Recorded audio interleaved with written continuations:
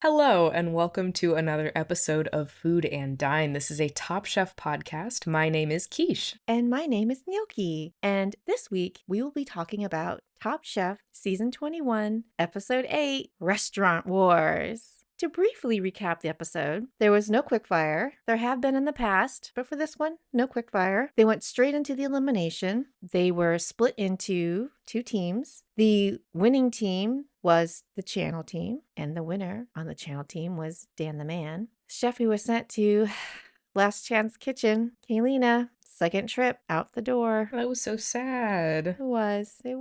Quiche, what did you think of this episode? Well, this being my very first Restaurant Wars experience, I remember way back when, the beginning of this podcast, when you asked me if I had any idea what Restaurant Wars was, and what I could fathom at the time didn't even come close to what they actually did here. Like staging and opening a restaurant in that short period of time for a reality cooking show, oh my gosh.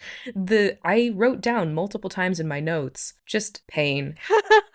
Pain. And then my very last note for the entire episode says legit pain.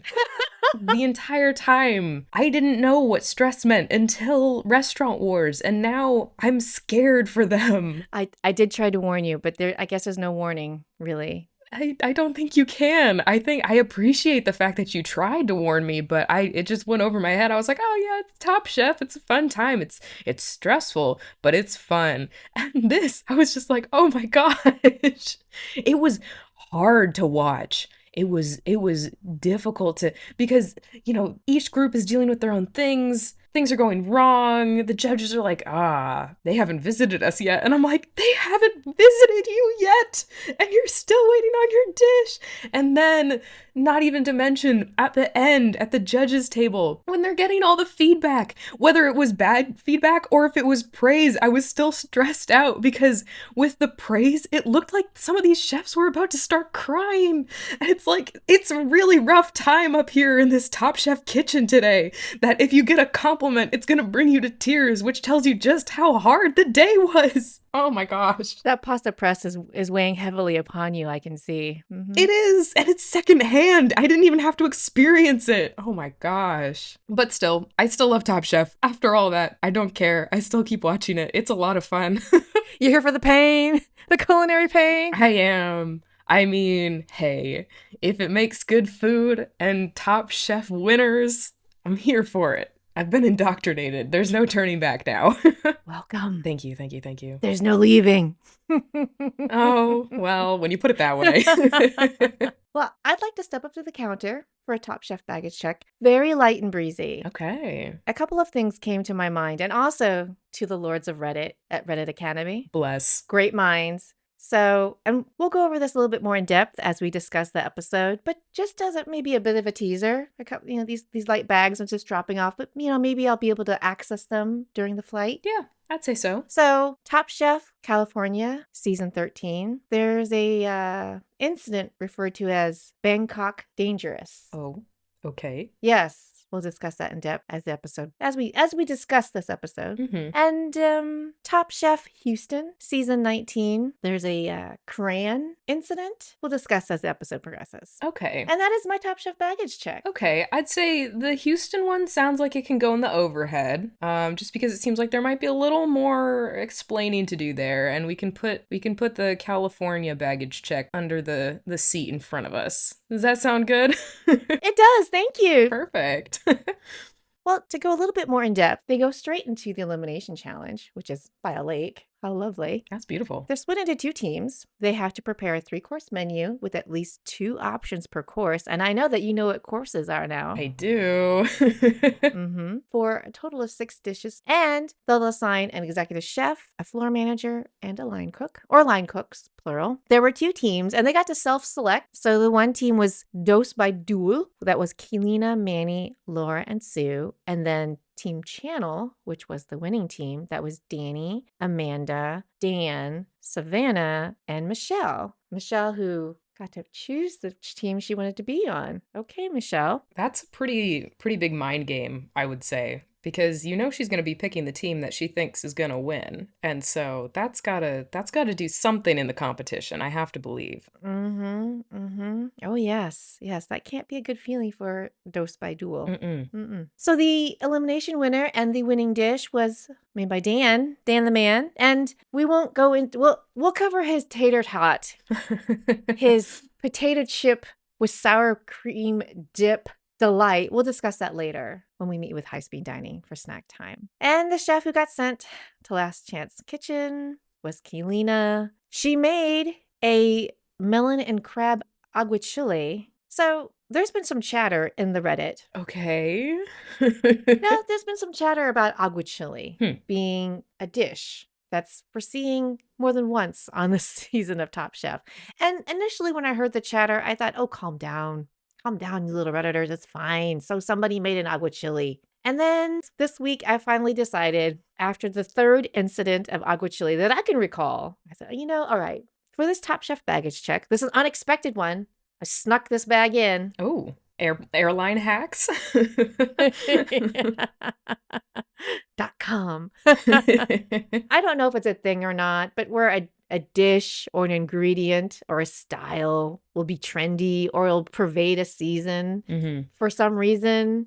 Like one season it was black garlic. Ooh, the black garlic. Everyone's got to use black garlic, which sounds like a great ingredient, I got to say. Fermented garlic, that sounds great. Yummy. And then another season, this one chef testant seemed to always make scallops.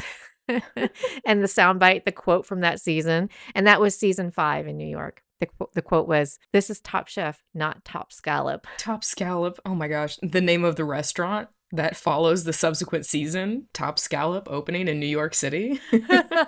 Apparently this season, it's the aguachile. And funnily enough, so Danny did make an aguachile for a quickfire. However, Alicia made it for the right way for elimination, and she got sent home. Yeah. And Kaylina just made one for Restaurant Wars. And I'm not saying it's because she made the aguachile. I'm just saying.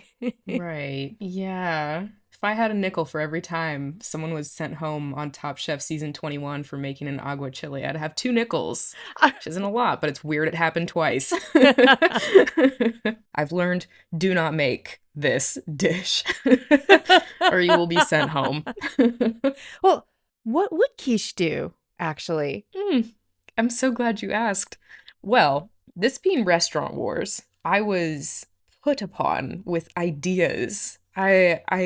We got into it and I was like, oh, there's not a quick fire. There's also not an elimination. So you don't really have parameters for specific dishes. So I was like, you know what I'm gonna do? I'm gonna come up with a concept for a restaurant and a couple dishes to go into it.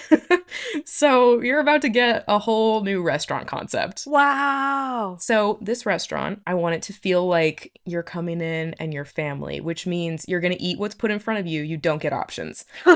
Okay. So the name of the restaurant is called Backyard Campfire. And yeah, it's a little kind of fun, summery kind of feeling. I wanted to make something that felt nostalgic and authentic to me and my experience with the Midwest, rather than trying to make like a fine dining restaurant. So this is by no means meant to be a fine dining restaurant, but it's also not like fast food. It's like a nice, cozy middle ground somewhere in there. There are plenty of restaurants in there, so mine will fit in there somewhere. Don't invite anyone from Michelin to my restaurant is what I'm saying. Starting us off, the theme, as you can imagine, Backyard Campfire. It is a kind of like a barbecue family gathering, one of those like generational types of gatherings, like the bigger family get-togethers. One of those with that kind of feeling of maybe being in like a backyard. I'm specifically picturing this one backyard from my childhood that's behind an A-frame house, nice green, like sloping yard that goes down to a lake. There's the campfire in the grass, and there's the Adirondack chairs, and there's a nice balcony on the A-frame, and it's beautiful and picturesque. Heart eyes, I know. Gnocchi is making heart eyes for the description of this. Just thought everyone should know. I'm doing well. So that's the idea for the setting of it. The chairs, obviously, a lot of Adirondack chairs, just to make you feel cozy. You know, you're laid back. It's a very casual environment. The drink, to start everyone off, is fresh lemonade with vodka. So it's just kind of like a simple, like, this is a nice summery treat. And then the appetizer is a fresh summer fruit salad. So it's going to have blueberries, watermelon, raspberries, and green grapes, tossed in a strawberry and lime simple syrup with I learned how to say this. This is a specific way to cut basil, chiffonade. So that's when you lay out all the basil leaves on top of each other after you've washed and dried them, and then you roll them up, and then you do like the long cuts with the knife so they come out in strips. That'll be a part of the fruit salad, and that's mixed in with the strawberry and lime simple syrup, and it's all tossed together. That is the appetizer that you can expect from my restaurant. The main dish is smash burgers with toasted Hawaiian rolls, sweet pickled carrot and cucumber slaw, and I love this type of hot sauce. It's the Lao Gan Ma spicy chili crisp hot sauce. So that mixed with a homemade buttermilk ranch as a condiment. That you can put both on the burger or like dip the burger in. It's a sauce dip. Dip sauce? Sauce dip? Yeah, that's the question, isn't it? To be or not to be, to sauce or not to sauce.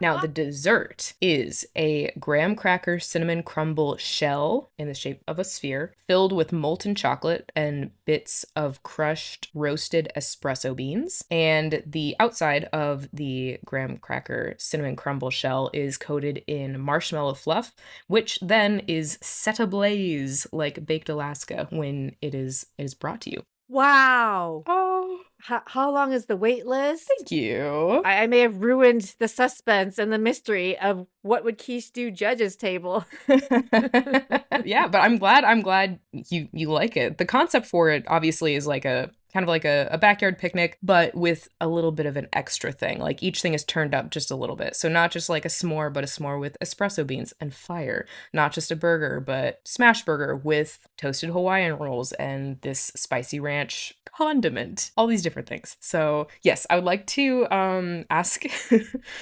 Gnocchi, Michelin star certifier here, what do you think?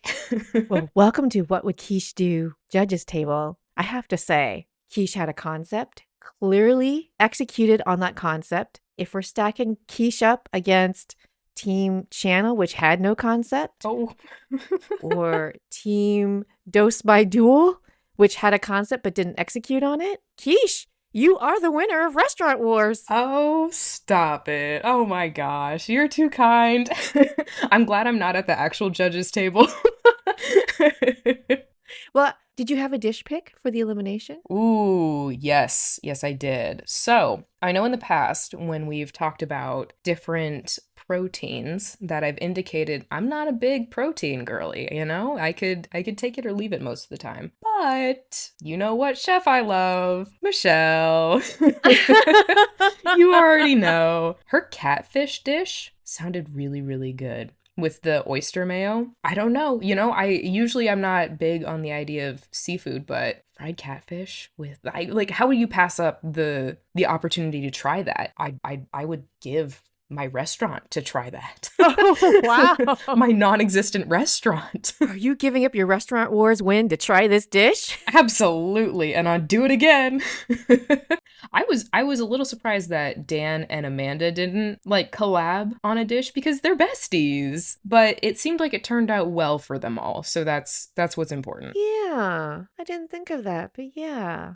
Is there a dish that you would give up your metaphorical non-existent restaurant to try? So I have a different dish pick, and I struggle to answer your question about whether I would give up my imaginary restaurant because my dish pick is the Lady of Darkness herself, Laura.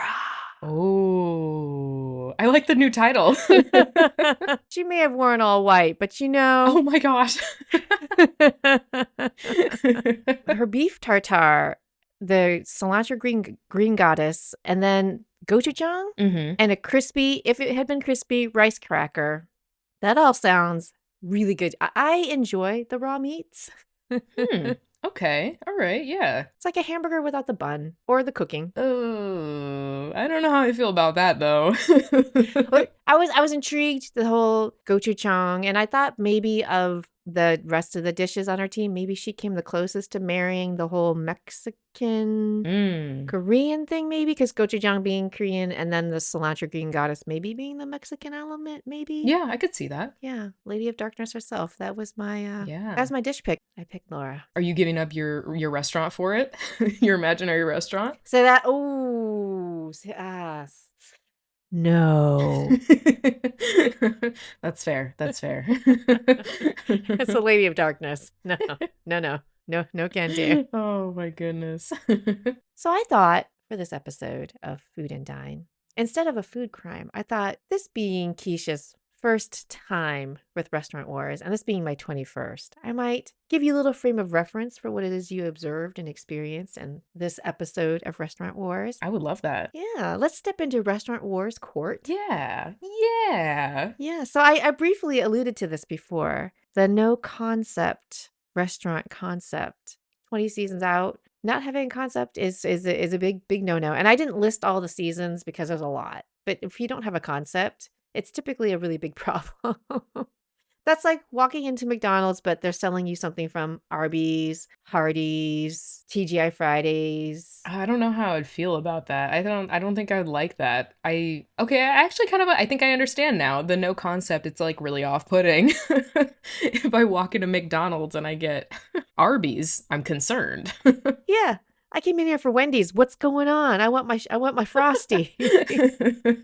I thought it was clever of Danny though when he made his own cards. I thought that was really clever because I didn't even think about that. That's something that someone would have to worry about. That, you need to be able to read what the waiter writes down. So eliminate that altogether and you already have a more effective kitchen. I actually was a little bit surprised because I also took note of Danny writing out those tickets. And that's something that winning teams have done in previous seasons. Boodalo did it. His teams on Restaurant Wars, they both won. And he, in his review in People, he said that he stayed up all hours writing out those tickets. And another chef testant did it in Kentucky, the Kentucky season of Top Chef. They stayed up all night writing out all the reservations. It's a formula to win. So really smart. I was actually surprised that his team got in the weeds, even though he had done that. And they didn't really show or explain why or how they got in the weeds because it did seem like he was doing an okay job expediting. So I don't know how, because their team was, 30 minutes, 40 minutes? And then poor Kaylina.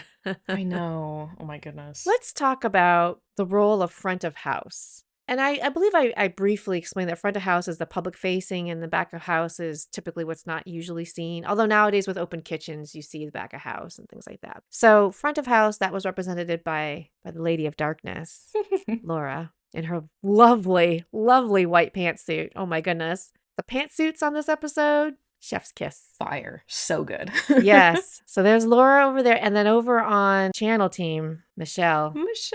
So restaurant wars in general as a challenge, they have it every season, and it can be divisive among fans because some fans say, just let the chefs cook. This has nothing, front of house has nothing to do with chefs cooking. And some seasons they have eliminated front of house and just had the chef testants cook. But most seasons they do require them to have front of house. And the other thing about front of house, and the reason it's a bit divisive among fans, is because there's no such thing as front of house out in the real world. In the real world, you'll have a manager, you might have a maitre d', you might have a host or hostess, but the way front of house, the role on Top Chef is that person is sort of all of those things, which is a lot. Okay, yeah. Yeah. So that's another reason why that the restaurant wars can be a bit divisive for some fans, and other fans, they relish the extra layer added drama because their argument is if you really want to open a restaurant, you should at least understand that role and not just what it is to be in the kitchen. That's fair. I do have a question though. So for you, having seen both variations where they do include the front of house aspect to each team versus when they just let them all cook. Like, that's not a test that you're giving to every single chef. And if you wanted that to be a test, wouldn't you give that test to every chef? Excellent question. However, if you're working as a team of 4, ideally you're all working together. And in the same way that you would in a real world restaurant, you wouldn't just be in the kitchen cooking. You would be working with your floor manager. You would be working with your maitre d'. You would all be working together. And one of the things that they didn't do in this episode that they usually do in that they've done in previous seasons actually is they show you the chef testants outside the kitchen, all working together, either in their hotel room or whatever, on those things that you saw them handing to the staff the next day. Oh, okay. Because in this case, they just cut immediately to the next day. They didn't show you them working on the menus. They didn't show you Danny working on the cards. Both teams handed out something to the staff. We didn't really see, but they had like menu. They had something kind of floor plans. Like concept books kind of thing, yeah. We don't know because they didn't show us, but ideally those teams all sat down and worked on it together. Okay, that makes a little more sense. Because, yeah, it just seemed like there was an imbalance if that wasn't the case, that like one person's doing all of the front of house and everyone else is left to their own devices to cook. So thank you for that clarification. That actually is helpful. And hold that thought in your head about who's pulling their weight and who's not. Okay. So maybe it's like a reverse of when she says she can do something, she really can't. And then when she says she can't, she really can. Michelle, surprisingly, did not do well as front of house. It reminded everyone of season 19, Houston, Jackson Kalb, his restaurant wars. He dodged and ducked the judges' table. And it baffles me. He's not the only one, but this is the one that sprung to everyone's mind first, probably because it was season 19. Instead of greeting the judges, he had one of the staff who came in write on a piece of paper with marker, or as we like to joke, a crayon, the crayon incident, and write "Welcome chefs," and left it on the counter. Oh. Oh my goodness. Of the chef's table. I kind of love that move. No, not a good move, Jackson. No? Oh. I'm going to spoil that episode of Top Chef for you. He was eliminated. Oh man. It baffles us longtime viewers of watching season after season and watching the chef testants make the same mistakes season after season. And we always go, have you not watched Top Chef? Have you never seen Restaurant Wars, which is the only challenge they do every season? So you can definitely watch. And you asked about why they have a front of house role this season, other season. They change it up every season. So this version of Restaurant Wars that you saw, they'll mix it up next. So that, because otherwise chef testants could come in kind of knowing what to expect. Oh, yeah. Because this is the one challenge that they repeat every season. Yeah, they could be more prepared. Yeah. Okay. That makes sense. And then to call back to your whole front of house and is everyone pulling their weight, I do wonder, did Laura pull her weight? Just they didn't show us any behind the scenes footage. All we saw was the result. We know that Danny got weeded. We don't know why. It seemed like their team was prepared, and they didn't really show us how and why Kaylina got weeded, but it had to do with the tickets. And the thing is, that would have been the whole team's responsibility, but it would have been in particular Laura's responsibility, which is why Kaylina kept saying, Laura, you need to sort this out. Did Laura train the front of house staff to say beef tartare versus beef loin? Did she train the staff on what the correct table numbers were? Just putting that out there. There's no evidence. There's no evidence that the Lady of Darkness didn't pull her weight. That is something you'd think is sorted out. Like, you'd assume is sorted out because they do all the prep work with like writing everything down. It's not something that I feel like would interchange as easily, even if there were two different ways to call it. That's an interesting. Okay, yeah. Because it was happening. Kaylina was getting tickets that just said beef. But what kind of beef? Which one? The tartare or the... Right, that was happening. Just putting that out there. I did have a dish quiz. Oh, yay! Now remember, there's not necessarily an answer. What was in Dose by Duel's welcome cocktail? Oh my goodness. That was the green looking cocktail. I'm gonna be real, that's probably the only identifying thing I could tell you about it. I know the other one was like a tea-based thing. I watched the episode and then I watched certain scenes over and over again. Yeah. Trying to figure out if I had missed. I don't think I missed this. I don't believe they ever once told us what on earth was in that cocktail. There's 15 extra minutes per episode. Why are we not showing us? So no idea. I know what's in your welcome cocktail. Yours sounds lovely. I have no idea. Yeah. And then the buckwheat tea from Channel, they were all different colors. Yeah, I wasn't really sure about that.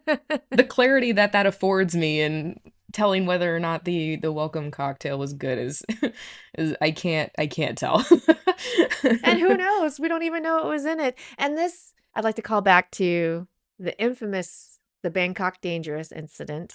Yes. Okay. Top Chef California, Chef Philip Franklin Lee. He's at the host stand. The judges come in, and at the host stand, he reaches down under the host stand. He pulls out from under the host stand a drink, a welcome cocktail called the Bangkok Dangerous. And the judges standing at the host stand kind of look back at him, and he looks at them, and they take the drink, and then he walks away, and they all look at each other, kind of confused as to why they're getting a cocktail at the host stand, and that is the Bangkok Dangerous incident. What? Huh? Was it good? I don't know, but I do know that we did at least know the ingredients. I didn't look them up, but they were provided. Okay. Okay. Huh. That's fascinating. It doesn't seem that the judges are ever particularly impressed whenever they're handed something to welcome them. So you just gotta not call it a welcome drink. You just say, we're starting you off with drinks. You're not welcome.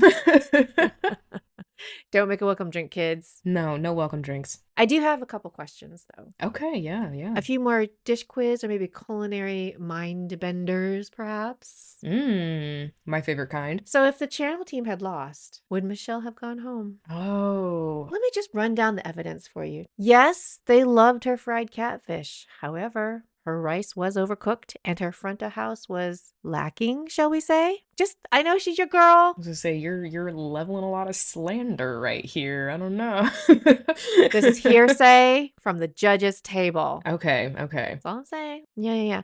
Now, Savannah, they did like her chow and mushi, but they did not like the mushrooms, right? Then you have Danny, and they technically liked his clam chowder, but it did not fit in with the concept of the restaurant whatsoever. Old Bay and carrots is not New England. Then you have Amanda's vegan gumbo. And again, they liked the dish, but it tasted too much of tomato. And remember, they did say to her, Amanda, you're lucky that you made a really great dessert with Danny. They love that. That may have been the only dish they unreservedly enjoyed without any critique. They really enjoyed that honey custard with the tea. They enjoyed that.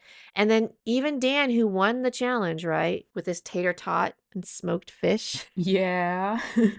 Even his dessert came in for a little scrutiny. They said, tastes great, but this tastes like a collection of ingredients. It does not taste like a finished, composed dessert. Yeah, I would say that Amanda and Danny probably get out probably safe, because they made the dessert. So even though there were dings on their individual dishes. And then Dan, I think he maybe would have netted out because both of his dishes were really good. They loved, his dish was the only one that represented the challenge correctly. And so even if his dessert was a collection of ingredients, it was tasty. I think Michelle having the overcooked rice and the poor front of house. And historically, the person who goes home is usually front of house or executive chef. Oh, okay. Danny could have been called out for the huge delay in the service in the second turn, but he did have that wonderful dessert. So I think your girl, Amanda or Michelle.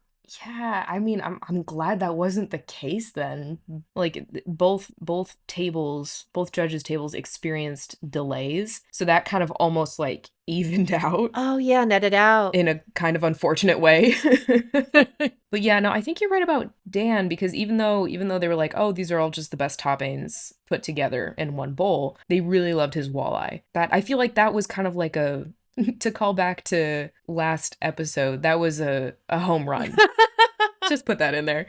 Walleye it's a very like Minnesota and Wisconsin kind of fish. I think Minnesota is known a little bit more for walleye, but it's kind of crazy to me. This is like a small aside. It's kind of crazy to me because they loved that so much, but that wasn't even the initial type of meat they were planning on using. They weren't even planning on using walleye, but then that's what they had. And so it ended up pivoting, which to me is insane because it's like, it just shows that like a small choice or a fish market not having the type of meat that you need can impact your trajectory in this cooking competition. Like, that's wild to think about. And it's not something I'd thought about before. Absolutely. Because now that they were cooking in bulk, like, they're like, we need enough meat for this many people. And that changes things. Absolutely. Yeah. And that pivot, imagine if if Channel had been the losing team. Michelle is the one who pushed her team to remember that it's a team challenge and it needs to be a cohesive menu restaurant concept. And Dan changed from beets to walleye because of Michelle. Ooh.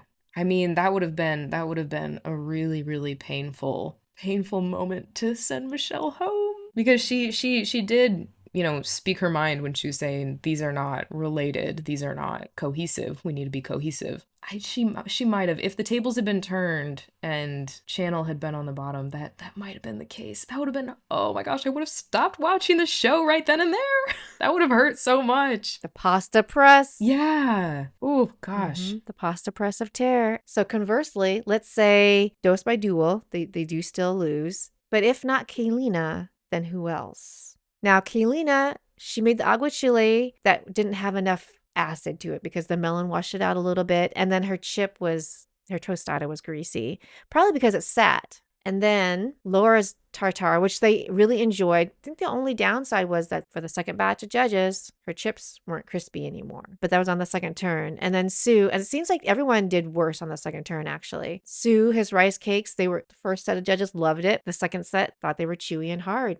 Then Manny, they loved it on the first turn. On the second turn, the heat of the jicama was drowned out. They just liked it less. And then Manny had the beef tenderloin, which they thoroughly enjoyed, except that it wasn't really mixed. It didn't really meet the brief of like, is this Mexican? Is this Korean? So this was a harder question to answer, if not Kaylina, because it seems like they all kind of had misses. Yeah, there was a little snafu for each. Yeah, definitely. I think honestly, the only choice was Kaylina, unless Laura really dropped the ball in front of house. The problem is we don't know. We don't know if she was the cause of the massive backup. That's true. Because also the people that they hired to be wait staff, you also don't know if these people have wait staff experience or not. For this episode, they all came from Bartolotta Restaurant Group. Okay, so they do have wait staff experience. Mm-hmm. They don't always. Okay, I was wondering about that while watching the episode, because I know sometimes for like extras and shows, they put out general calls, like you don't need to have any sorts of this skill, that skill whatsoever. So I didn't know if that was like a case where they're just like, oh, we just need people to come in, walk dishes to tables. But I don't know if they had experience already. That's concerning. Yeah, on Top Chef, it depends. It's sometimes they'll get them from a catering company usually. I guess in this case, they came from Bartolotta Restaurant Group. And then sometimes, for example, in London, it was the staff of the restaurant that they went into because they actually cooked in a restaurant. And the staff there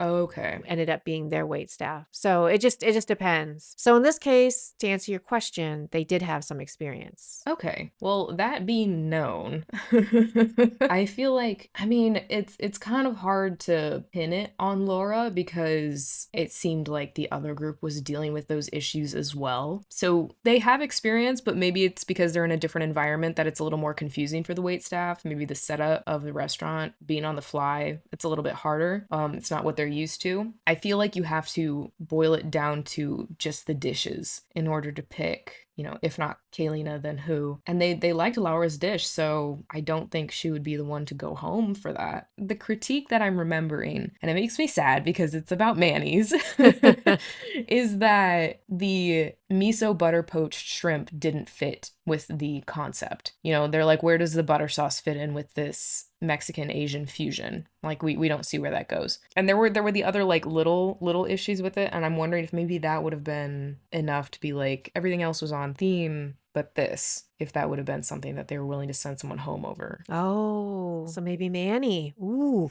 Team M&M could have had a bad day. I'm so glad this is speculative and they're still in it. I did have a note of Dank. Ooh, do share. I thought it was kind of unfair that it was 5 chefs on one team and 4 chefs on the other team. And of course, I had to figure this out. It works out to what would have been air quotes fair. Because granted, Channel did do 1 extra dish. They did 7 dishes. By Duel did 6. To be perfectly fair, Channel would have had to have done 7.5 dishes.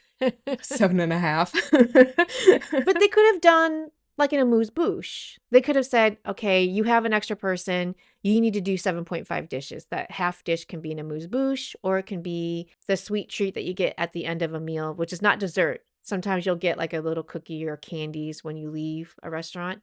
Like they could have made them do something a little extra so that it was the same number of hands working on food. And when it came down to the critiques about Laura's rice cracker, right, not being crispy enough, or Keelina's tostada being greasy. And those things probably happened because they sat too long. But also, if they'd had another pair of hands, they could have fried those to order rather than having them sit. But they didn't have an extra pair of hands like Team Channel did. And those two critiques about those two things, I mean, a lot of people said on the Reddit, look at nets out, yada yada yada. And I thought, well, maybe yes or no. But if you had another pair of hands, they could have fried those chips to order and they would have been amazing. And they maybe wouldn't have had those critiques. So that's my note of Dank. And I will say they've done it one time before. They did it actually in Kristen's Restaurant Wars. Oh, gosh. But in that case, what they did is they had the chefs, the captains of each team. They said, all right, you get to pick, but you had to decide if you want one extra or not, right? And Kristen ended up taking the extra and regretting it because that extra ended up bringing their team down. So, but in that case, people weren't as up in arms about it because they got to make the choice. It was a schoolyard pick and ultimately ended up biting her in the bum and sending her to Last Chance Kitchen. And so, but this time around, it was form two teams, and then Michelle just got to pick whichever team she wanted to be on, which, well, whoa, hold on here. Never mind that there's money on the line. So now they're all going to get less money, which, okay. But also, it did give them another pair of hands. And so I'm glad they did one extra dish, but just that's my note of Dank. That's fair. That's fair. I feel like even though this is like my first season watching Top Chef, it seems like the person who comes out on top in like the previous episode, it's like there's always like something a little bit different. It's a little twisty and turny. Did you have a note of Dank, Quiche? Oh, I feel like I did. I don't really usually have a note of Dank. But I mean, it in my notes, it is chaos. And I'm just wondering why this challenge. Obviously you can't compare Top Chef to other cooking shows in most ways. Like it's a very different type of cooking show than Diners, Drive-Ins, and Dives, which is more of like a showcase of mom and pop restaurants or home cooking shows where it's not necessarily for a title, it's not for this, it's not for that. You're sharing recipes and teaching people, but it just reads as cruel because they were like, oh yeah, you're gonna open up a restaurant tomorrow. And I don't know, it just seems mean-spirited to do this challenge to me. I'm not a competitive person, so when I hear this, I'm like, oh, how horrifying. Obviously, they're put under a lot of pressure as chefs anyway. They're probably no stranger to pressure like this, but it just feels so mean to put them through this in a reality cooking show. It's like, aren't you fine with doing the other challenges? Why do you have to do this to them? You're shaving years off their lives. That is so much stress. I will say this. I hope in future seasons you get to experience an episode of Restaurant Wars where the chef testants crush it, because it is amazing to watch when you see 3 or 4 strangers coming together and just deliver. And that's what's happened in recent years, in recent seasons. Not this season, but in previous recent seasons, crushed Restaurant Wars, produced amazing, just came together, smooth service, amazing food. So yes, it can be done. I have a question then, real quick question. To your knowledge, or to the scholars of Reddit's knowledge, the concepts that are created in Restaurant Wars, are there any chefs that are Top Chef alumni who have gone on to work with each other in an environment where they like start a restaurant with each other? I wouldn't say necessarily about Restaurant Wars specifically, but after being on Top Chef together, yeah, there was was it Top Chef Colorado? A couple of the chef testants ended up opening a restaurant. I want to say in Connecticut. Oh, so cute. Or they'll do pop-ups within their restaurants and things like that, for sure. Oh, okay. That's good to know. I guess that's the alumni network at work there. The Top Chef Culinary Universe. Did you have any tidbits for the elimination challenge? Oh, yes, I did. Two quotes, because I love a good quote. First one is from Michelle, who could guess? Oh, wow. Where she said, I need a shot of something. And I was like, relatable.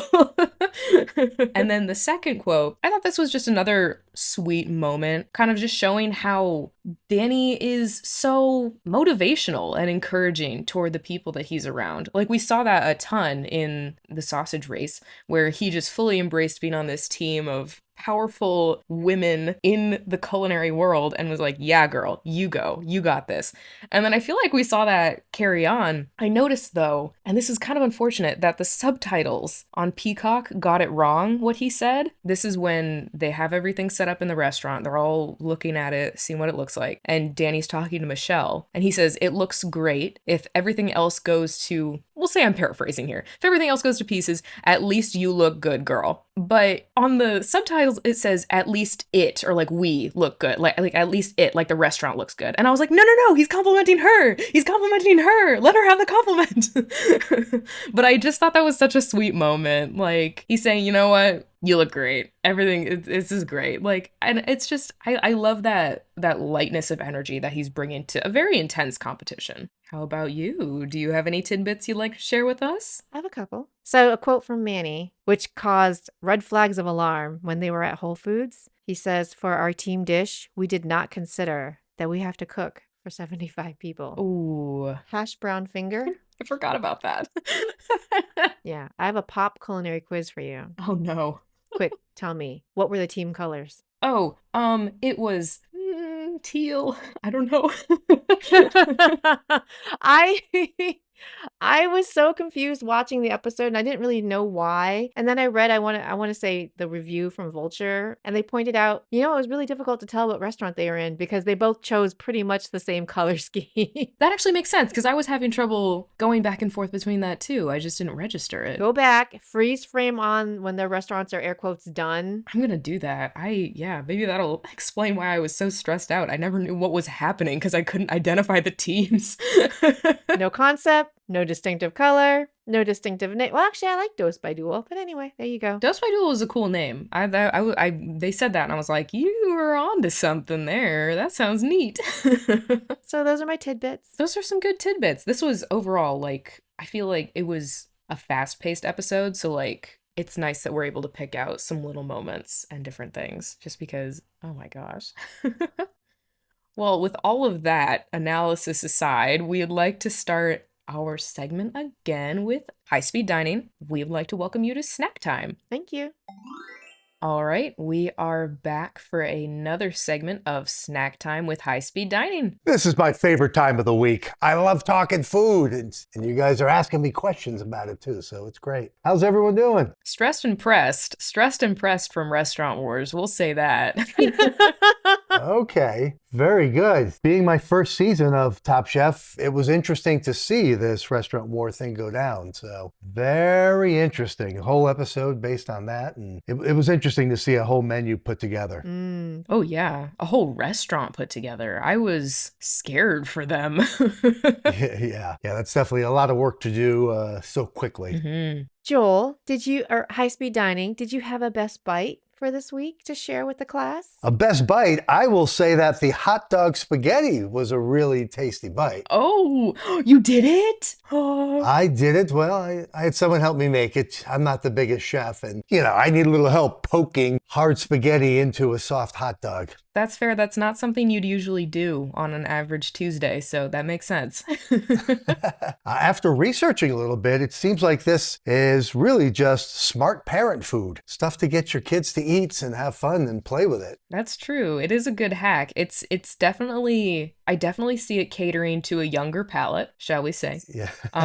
Just with the, I guess, maybe interactive nature of the food creation. I mean, it was fun when you laid out the long spaghetti on a plate. It looked like a daddy long legs. Ooh. Big spider.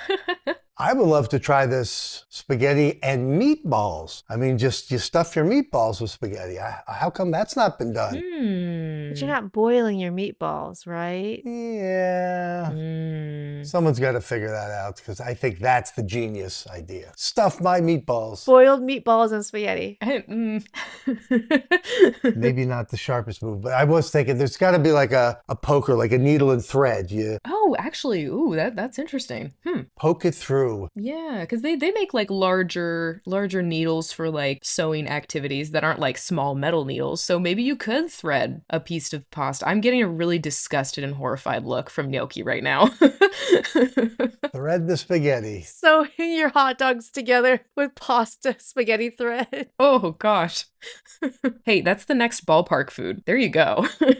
That's how you build a meatball snowman, is you would stitch them together. That's actually a pretty sharp. I didn't even think of that. That actually, A meatball snowman. that would be a good way to get a kid interested in eating. Meatball snowman. I will say this. As I was cooking this culinary masterpiece, there were a couple things. So I was looking this up on TikTok, and the way I did it is I stuck the dry pasta, the spaghetti, through the long way through the hot dog, so that the pasta came out either end, sort of squiggly. And that's why I kept calling it hot dog mop.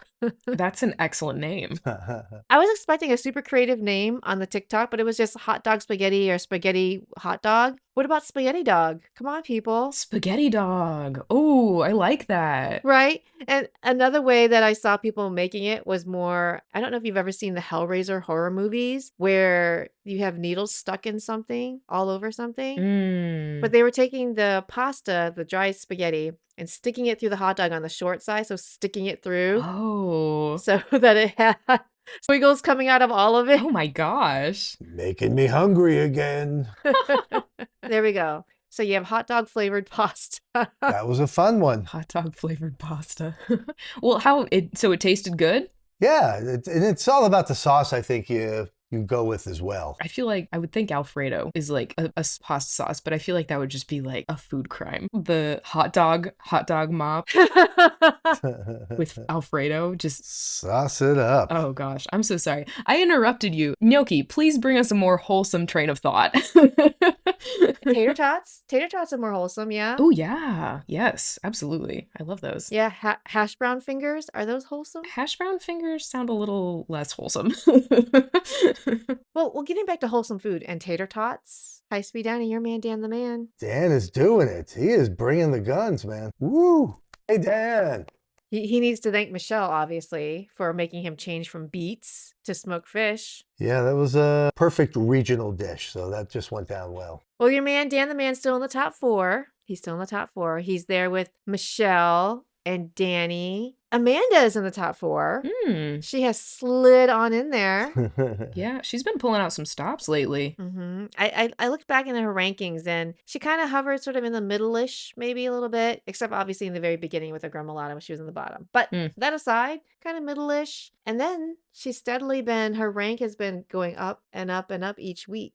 Coming on strong. Yeah. Sounds like you're calling the Kentucky Derby there. Sneaking her way up. As long as you're at the photo finish, that's all that matters. Yeah, that's true. Yeah. Which of the restaurants would you choose to dine at if you could dine at just one of them? Either the Mexican Korean one or the Channel's regional seafood no concept place. They both look really good, but I'm a seafood guy through and through. That's the first thing I would go for anytime. So that appealed to me, what they did with more seafood. I was looking over photos of all the dishes between the teams a little while ago, and for a second I was like, these guys didn't do any meat. Well, the other guy did 2 meat. And then I'm like, wait a second, it's a seafood restaurant. That's exactly what they're supposed to do. Not that all the mains even had fish. Both teams looked really good, though. I don't think if you had 2 meals to compare, you would be served either one of these and be very happy with it. Well, Gnocchi, how about you? Oh, which restaurant would I dine? Yeah, absolutely. Well, ooh.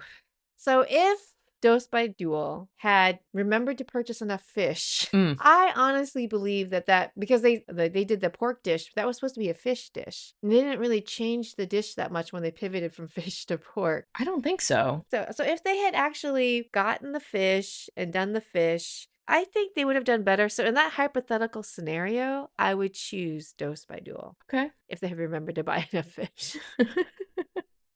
That's fair. That's fair. Oh, we have a tiebreaker here? Ooh. Oh, yeah. I'm going to Channel. Yes, seafood.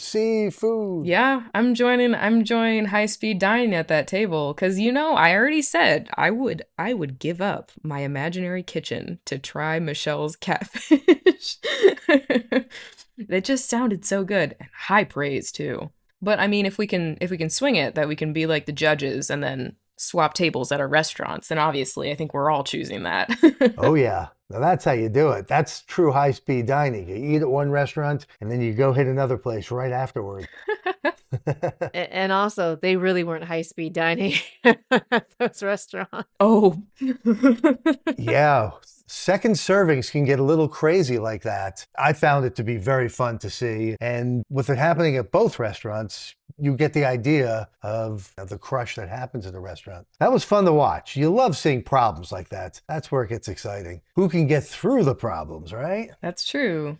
Your man Dan pulled out the win. I would not have called that at the beginning of the season. They certainly loved his smoked walleye course, his first course.